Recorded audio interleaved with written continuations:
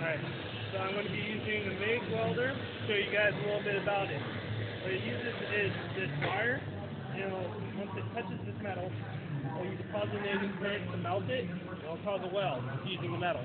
You see, I won't do anything until then. Do anything. Alright, once you touch it though, it'll do something. Alright, I'm going to show you guys how to run a basic bead. Alright, here we go.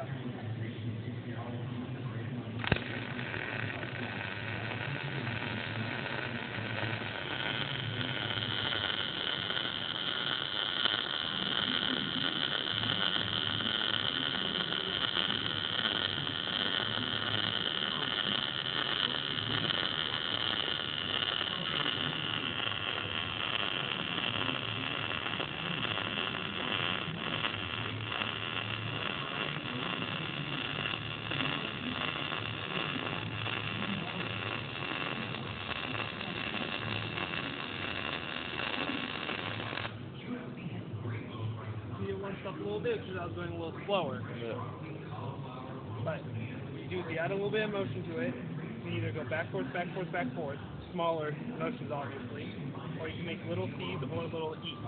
You can drag it or you can pull it as well.